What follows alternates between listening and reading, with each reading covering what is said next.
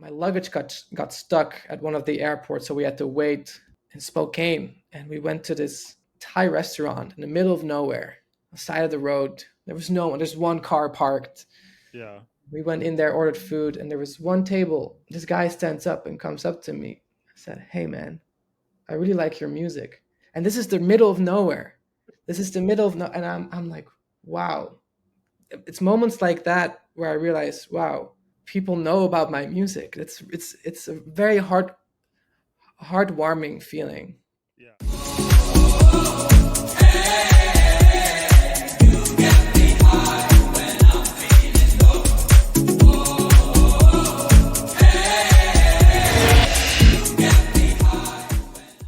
Hello, everybody.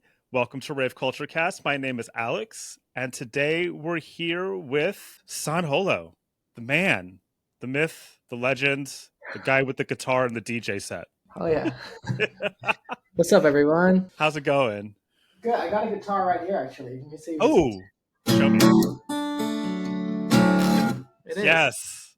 Can you hear what I it? want. Yeah, no, it sounds good. That's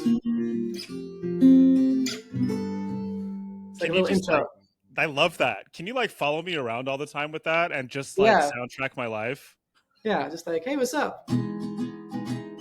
How you feeling? Oh, more sad? Okay. Yes. I just had a coffee, so that. Oh. There. That's how I feel after I coffee. Yes, that's how you want to feel. So, let's get right into it. You have a new album coming out. Actually, it's more like a. Yeah, I'm not even sure if it's called an EP. I think for me, this it's called "What Is Life," Right. and that's kind of the question that's going on in my head lately. Like, what is life, and what am I supposed to do? Where am I supposed to go? And I see it more as a project for me. I'm not really sure where to go or what the next step is for me, but I just want to make music and put stuff out that resonates with me. Yeah. So I just decided for the next, couple of months, I'm not sure how long, but I'm just gonna put out music every month, and hopefully connect to people that way. Well, I want to talk about that kind of question because you're the title track "What Is Life," written with Bipolar Sunshine. You've talked about it being a question for people who don't have a lot of direction, and for someone like you who has to have things planned to a T so much, like your tour life has to be planned to a T, flights have to be planned to a T. Can you talk about feeling like you have no direction despite having a life that needs to be planned so well? I think it's a good question. I think there's direction in life you can see it in the world of forms where you have your career, you have your business, you have your job. I think what is life to me, that question of where to go is more an internal question. It's what truly fulfills me, what's really important in life. I could be flying around the world doing all these shows and still feel a sense of lack inside of me, because and this question, what is life, is more about why, even though my dreams have basically come true about being a traveling artist, why do I still feel like something is lacking? Something is, I still don't have that peace that I thought I would have, reaching my goals. We all have goals, but what happens after you reach certain goals, or if you don't reach that goal? How do you find peace? It's well, reaching goals and having a sense of fulfillment are often two very different things too. Yeah, that's what I've learned, because I read this thing and it was so true for me. The only way to destroy a dream is for it to come true, because when your dream comes true, suddenly it kind of falls apart, because okay, now what? This is I'm living it. Right. And so I feel like the question, what is life, is more about the journey beyond the the things we're supposed to achieve in life. What's that inner goal? Yeah. How do you find peace no matter what the circumstances are? That's how do you get there? Because Yeah. that's the true, like, if you've reached a state of peace within, no matter the circumstances or the goals you might reach or not reach, that is everything you need. That's like the highest form of, I When don't do you know. feel when in life do you feel like you've like reached that point? Are there like certain moments when you feel like you're in that Yeah. space? Yeah, when I make music. It's when I Yeah. make music, when I'm in the process of making music or working on a sound or a drop or finishing a song, time disappears for me. And it's like I've literally had moments where I'm working on music and this is not a joke. I look at the clock and it's like 9 p.m. and I work and then I look at the clock again and it's suddenly like 11:30 and I swear it was only minutes in my head that just I get completely lost in the sauce, basically in the sounds. Yeah. That's a beautiful thing when time's able to escape you. When you're in the moment, you're like in the vibe, you're in the flow so much Yeah, that time completely falls away. yeah, That's a really yeah. beautiful thing. Wait, what did you say?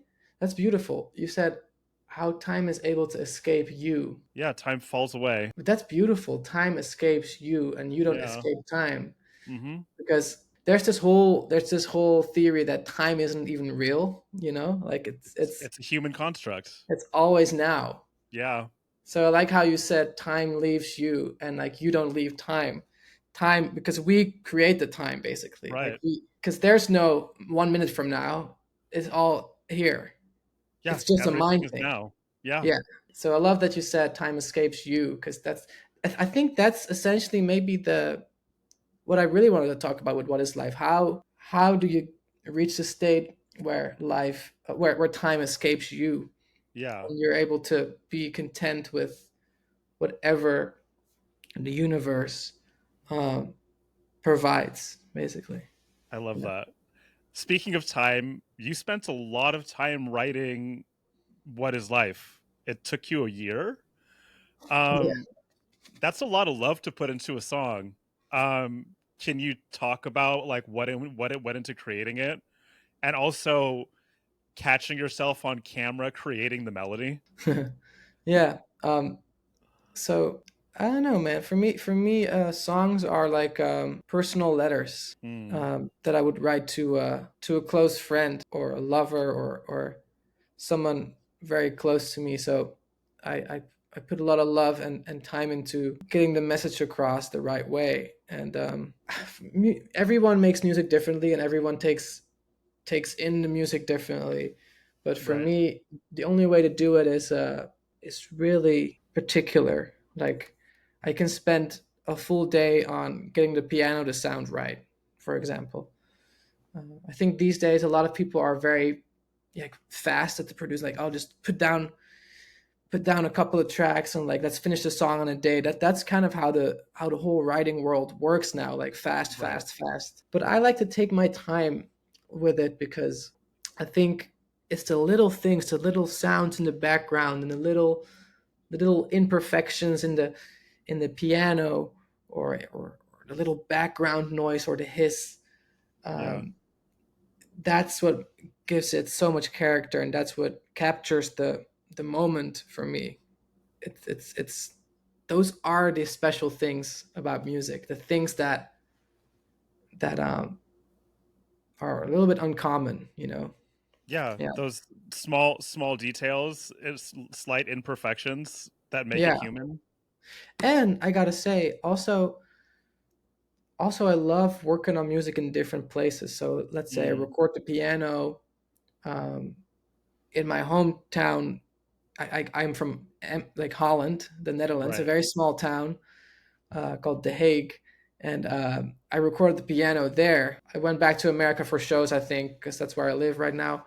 Yeah. And then I did the drums here, and then so for me, this song is like has seen the world in a way. I think I finished the vocals in Asia. It's more than a song that I just made at a studio one day. It kind of went with me through different vibes and times and places, and I hope that subconsciously people feel that. It's It's such an interesting way to create too, because it feels like your state of mind in every one of those places has contributed to the writing of that. And yeah, maybe it's like an all-encompassing thing. Like it's got a lot of different feelings in it.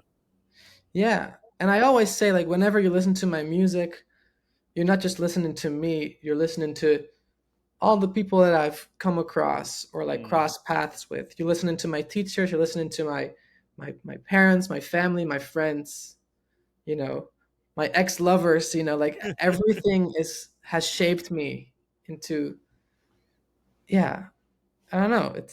I've always felt it that way, and whether people realize it or not, I hope that they feel a sense of that in my music. Well, I think Yeah, you occupy a really special place within dance music or within music at all. Um, because let's be fair, a lot of dance music isn't necessarily as heartfelt or as emotionally reverent as yours. yeah. So I think that comes across in your style. Um, is Thank you. that something that you always like were seeking out, like to Yeah, do something that different? yeah. I think it's always been my even without knowing it, it was because when I started 10 years ago, I Right, just wanted to make music, but as time progressed, I realized more and more why I'm doing it. And I think, if anything, I want to express um, how I take in the world and how I see the world. And if people like the songs or connect to the music, then apparently they relate to that. They feel the same way, and I hope that makes them feel less alone. Like I have a lot of songs about loneliness or about right, I have a song called I get lonely around people too, which is like an album. Like, no one really, that's not a song people will ever play on the radio or put right. in a Spotify playlist or get a lot of views. But the I love the songs that I love the idea that people find that a song like that and they're like, wait, I don't know what this is, but this is exactly how I'm feeling. Yeah, And if you can feel less alone by that, that's beautiful. I think that's what I do it for. If I you love feel that. if you can feel seen by a piece of music. Well, you're also celebrating 10 years of your project, of you producing under this name. How does it feel to like look back over 10 years of making music and realize how many people you've given that feeling to, how many people you've allowed to feel seen by your music? Yeah, I still struggle to really see the reach in a Mm. it's really crazy. It's little moments that make me realize, like, wow, like I've my music has reached people. Last weekend, traveling to Shambhala, which Mm. is a festival. Yeah. I think most people watching this podcast will know what Shambhala is. Yeah. I had two flights and then a 3-hour drive that day. My luggage got stuck at one of the airports, so we had to wait in Spokane. And we went to this Thai restaurant in the middle of nowhere, on the side of the road. There was no one. There's one car parked. Yeah. We went in there, ordered food, and there was one table. This guy stands up and comes up to me. I said, "Hey, man, I really like your music." And this is the middle of nowhere.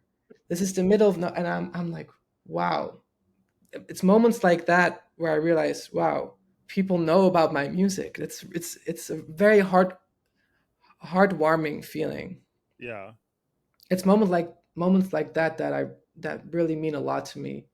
Or like last year, I was walking in Hawaii late at night because I had a show there. I was walking the beach. I think it was like 10 p.m. I was walking the beach, and I sat down just watching the sea, looking at, staring at the ocean.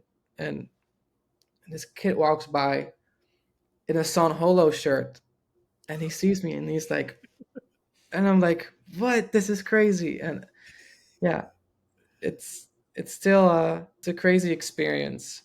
It I feels very personal, um, those encounters. And when I see that, when I meet those people, it's not like it's me. It's not an ego thing that I experience. Like, no. oh, it's more. I always see San Holo as the music, and not as Right. me as a. It feels like they're. they're a fan of the music, Right. and I'm just the, I The guess, vessel. the vessel. Yeah, Yeah. that's, yeah. Well, let's talk about that for a second too, because you do have like a really unique connection with your fans. Um, a lot of people talk about using social media as a way to connect. But I think seeing some of your interactions with fans like in person has been it's really heartwarming. Like I want to talk about like you gave a guitar to somebody in Austin Hmm. and then came back 5 years later to meet with them. You gave a guitar pick to like a little girl in the audience. Like some of these very human interactions are quite unique for any artists. Yeah. How has it changed you to be able to interact with people in that way? So on my first tour, on my first live tour that we did with the bus for my album, my first album, album one, I think we gave out like 40 guitars. Like we gave a guitar away every show That's so cool. to someone front row who's like singing all the songs, you know. So, and the amazing thing is that some of these people, I've met them again 5 years later, you know, and when I gave them the guitar, they were like a little kid, or Yeah. like, I don't know, like I think the kid in Texas you're talking about was like 13. I think Yeah. his name is Dominic, and now he's like, I think 19 or 20, and he went from like this to this, and he's still playing guitar, you know. And his dad told me about how much it inspired him and how he's playing. It's such a, yeah. At that point, it goes beyond the music, you know. It's really about touching someone's heart and inspiring someone to do something.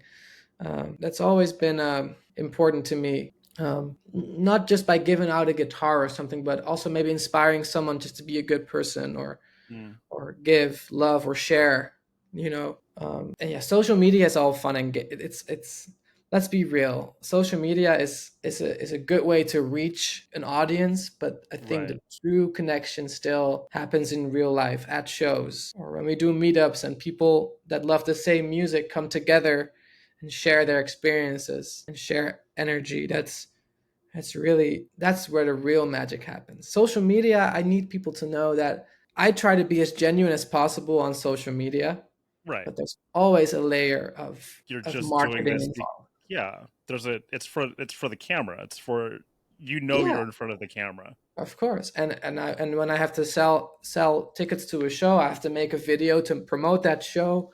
You know, it's we live in an age where the artist is has to do their own promotion, you know. Right. Whereas back in the days, I guess like it would be a record label or like a PR company. Now Right. I am the PR company myself. You know, it's Right. um, and I struggle with that a lot because it's, even though I try to be as genuine as possible, it's still, whenever you try to sell something, or like you're you know, I want a tour, I want to connect to these people, but there's no tour if you don't buy tickets. So it's, you know, I Yeah, I don't think any I'm a musician too. I don't think any of us like signed up to be salesmen. That's not why we exactly, that's yeah, not why we got into this. We got into this because we love sharing music with people and we love writing music. yeah, And now we live in an age where you have to be a graphic designer and a a video salesperson editor, and a video editor and a musician and a PR person and all of the things. And almost a video director too, if you want to make your social media videos. Yeah, and interesting sometimes I and gotta say, engaging. Yeah. sorry, Yeah, if you want to make them interesting and engaging, you have to be a video director too. exactly. You have to be a director, and I think sometimes I'm a little bit nostalgic about the. I feel like the 2014 SoundCloud era, when every all engagement, when it came to music, all engagement was triggered by sound. It was It was faceless. it You're was right. faceless. You know, maybe you had like a small artwork. It was like this small, but the rest was a track. And people would comment on the track like, "Whoa, what is this drop?" Or like, "This is making me feel emotional."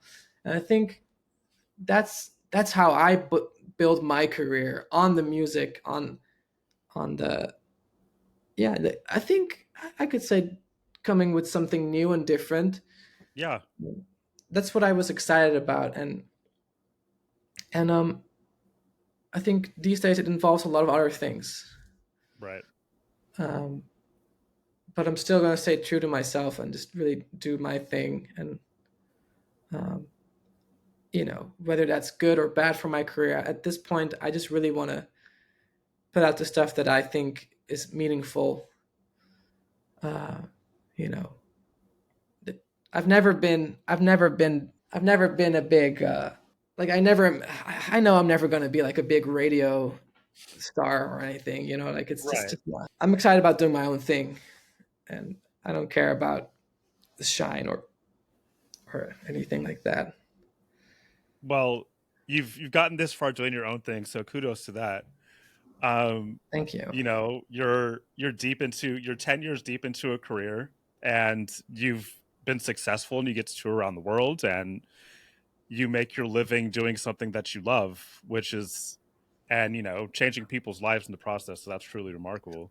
Yeah, finding the balance between um, I love music.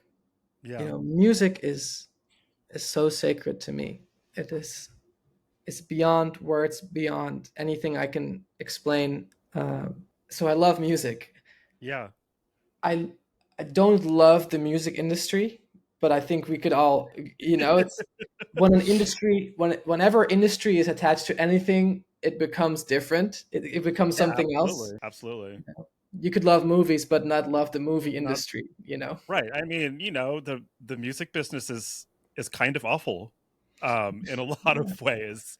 yeah, Um but we continue at it because of the sacred thing that's attached to it. yeah, yeah, And it's you take the good with the bad. yeah, Some of the good is that you get to collaborate with a lot of really amazing artists. A lot of you collaborate with vocalists who across the board, some who have tens of thousands of followers, some who barely have 1,000 followers. yeah. How you've worked with that, you've worked with Chami, and then you work with like a vocalist who's just starting to come up. How do you choose these people to collaborate with, and what's it like trying to find a way to work together with somebody that works with both of your styles? Yeah, I think all the musically it has to make sense for me. I can't just do a collab with someone like a celebrity who's really famous and has a lot of reach, even though that's what labels want most of them. Like, oh, we're gonna pair you up with this star right now who's doing really well and is doing like 10 million streams a month, and you should do a track with her. That never worked for me. It's just not the way I make music. Yeah. Like What Is Life, I did with Bipolar Sunshine. I've made 5 songs with him because we're just good friends, and whenever we write, it feels very natural. And then I actually have been working on a track with Chami as a Yeah. collaborator, and that's just because I think we're huge fans of each other's work. We respect each other's work. That song's not out yet, but it will. I'm working on it still. I'm finishing it. So this is like, Nice. I don't know who's listening, but like it's yeah, a Chami San Holo track is in the works.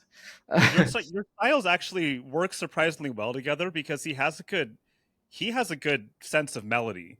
Yeah. Um for Oh, and especially for he's a house music producer.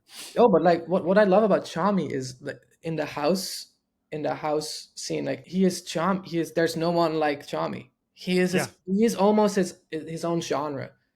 And Oh, and 100%. yeah, I love, and that's just, I really love that. If people have their own genre and uh, identity in music, even if they're not a singer, or especially if you're a producer and you have your own sound, you can turn on a Chami track and know, oh, this is a Chami song, even by the way he mixes his stuff or the Oh sounds, yeah, you know. So absolutely. that's what I get. So you can see, like, that's what I get excited about, and Right. I don't get excited about, oh, this person has 10 million streams. I don't care. I really do not care. I care about the passion someone puts into their craft, and whether you have. I also got a song coming out with uh, 2 people, and Artemis Orion and Dobie. And Dobie is a producer from um, I think Salt Lake City. I think Yeah. he has like 5,000. monthly listeners on Spotify or something. Really not well known, but I think he's the most talented producer I've ever met in my life. And I just, the moment I heard his stuff, I was like, I don't know who this is, but I need to know. I need to know more. So we made the song together, and it's coming out. I think that's the next song. That's the fun thing about this project. I'm not really sure yet what I'm going to drop. I'm working on so many things, but I think I'm going to drop that this month. Yeah. It's August now, right? Yeah. I Yes, it is. think, It's August. I think I'm going to drop that end of the month. I'm mastering it right now, and um, but so yeah, like I said, I don't care about who's popular, who's not popular. I care about their creativity and their fingerprint that they have Yeah. I in the love that. sound. You know. Yeah. Sorry, sometimes I say silly stuff because I'm Dutch, and No, I think that's a good way to say it though. Their fingerprint, because everybody's fingerprint is unique. yeah, And having there's a because music is so ubiquitous now, because being able to make music is so easy now, there are a lot of people who, you know, aren't as unique, or there's a lot of people trying to do what somebody else is doing, yeah, and finding those little bits of special in the yeah, 10,000 songs that get uploaded to Spotify every day, finding that one little bit of that person who's you can see their fingerprint on something yeah. is kind of a little bit of magic. You know what? It's I respect it so much because I know that it's not the easy route. It's not the easy route, Ever. Yeah. and I've also come to realize doing music for 10 years now, or this project, because I've been doing music before this, but Right. being as involved in the music industry as an artist, I've also realized everyone's reason to do music is different. There's also a lot of artists and producers that really are looking for whatever is popular right now. I'm not Right. judging it. I'm not saying that's bad or good. My personal reason is to always find my own fingerprint in this wide landscape of music producers Right. that's out there. But I've also realized there's a lot of people that get a lot of joy out of making something that is um, very digestible and very like, oh, this sounds like that song. Great, Yeah. I'm just not excited about that personally, but I can see. I think it's kind of facts that radio loves that. Radio loves songs that sound similar to a popular song at that Right. time. Yeah. No, absolutely. And the Spotify playlist also love that. It's a very but I've always been a fan of people that go against the grain. That's my nature too. That's how I think about things in life too. I've always been kind of excited about going against the grain, and yeah.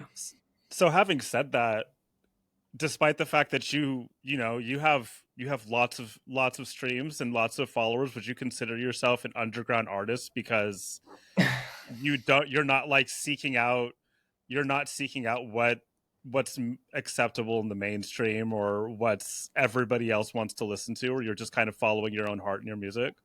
Yeah, I feel like that. I don't know. I feel like they're all just words, underground artist, commercial artist. Yeah. We live in a world where everything is. That's what I'm saying. This is the world of forms. We have genres, we have labels, we have all these boxes that we want to put ourselves in. But I think instead of saying underground artist, I would say I think there's artists or musicians that feel like they have to make music from a place of a personal place. Right. They have to express something that they feel inside that only music can express. Yeah. And I can feel it in people's music. And there's also artists that view it more as a product, like let's just make a dope track, or let's make a hit. I've always been inspired by artists that make something from a personal place, not with a goal in mind. And you can hear it when something is made to fit the current musical landscape or the Right. radio, and you can, yeah.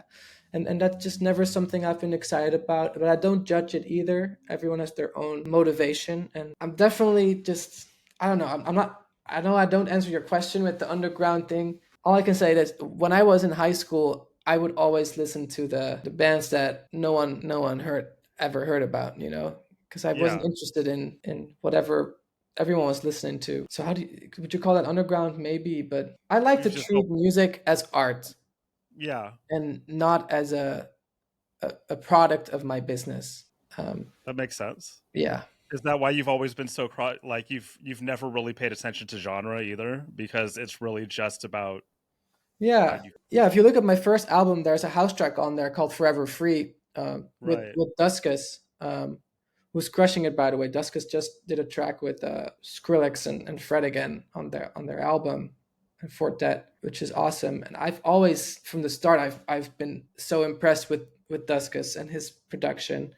Yeah. But that was a house track we did in 20. I mean, house has been around forever, of course, but even in the future bass days, I was dropping house tracks because I was like, wait, why is no one doing future bass in a house kind of In the house style, in the yeah. house style, so I don't know. It's. I feel like you can do any genre you want if you have your own sound.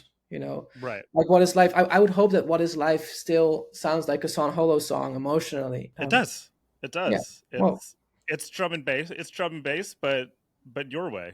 yeah, exactly. Yeah.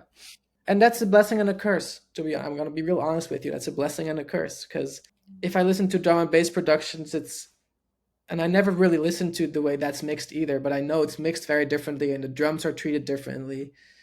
Um, but that's just, it's a blessing and a curse because it's never, whatever I do with San Holo, it's never, like I don't have the dubstep scene behind me or the house scene or the drum and bass scene Right. audience.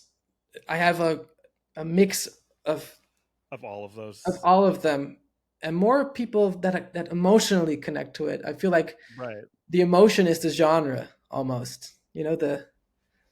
It's not the drums or the BPM for me. It's Yeah, the yeah.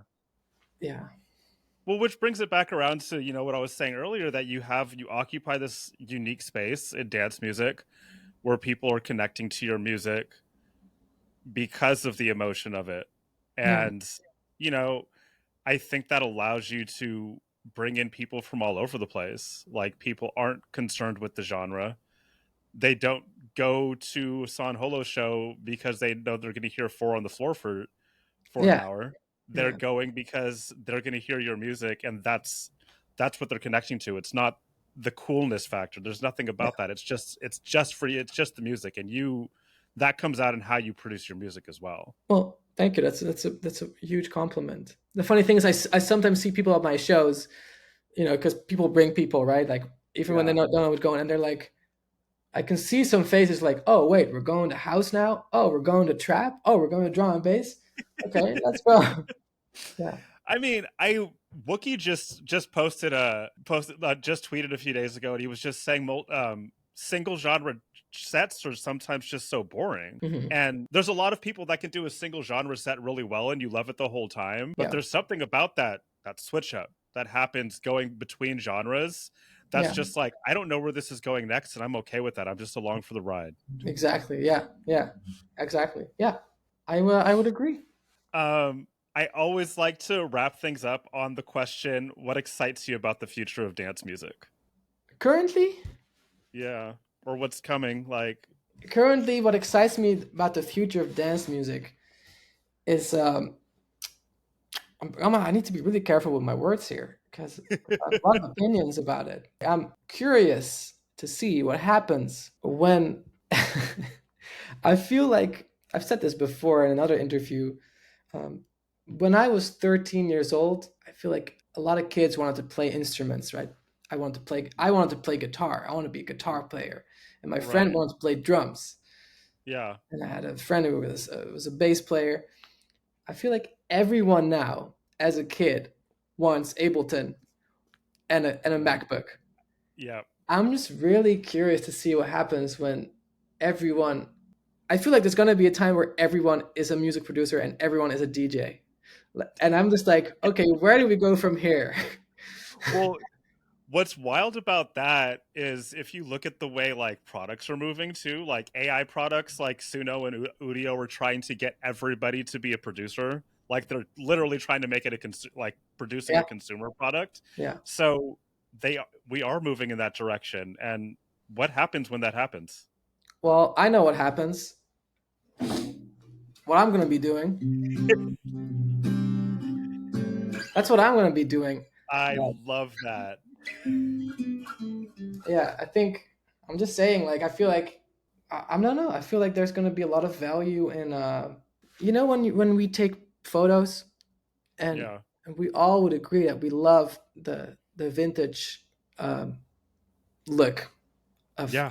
a Polaroid picture or something. Right. There's something about nostalgia and going back to days where things weren't as technologically advanced, right? Right. So I would say that I think in the future everything will be electronic music, in the sense that everything will be recorded through, a laptop, or electronically. Right. But the way it sounds is going to be up for debate, and I'm really excited to challenge that. I'm really excited to challenge, like, okay, what is EDM? What is electronic music? Right. And that's what I'm gonna, hopefully do with my next couple of albums, if I still have albums in me. I think you do. Yeah, yeah, kind of. That's what I've always kind of done. Like, when you look at my first two albums, album one and Baby You Okay, I was really experimenting with electric guitars and EDM, and different kind of structures, and yeah, I'm excited to see how wide we can go, how borderless we can go. Well, thank you so much for taking the time to speak to me today. This Thank was you, a Alex. great conversation. Yeah, and excited to see what new music will be coming out over the next few months as this project continues to roll out. Yes, the What Is Life project. I also, I'm not really sure yet, but I'm excited to share it with people. Thank you for your time too. I really appreciate it. Absolutely. Dancing,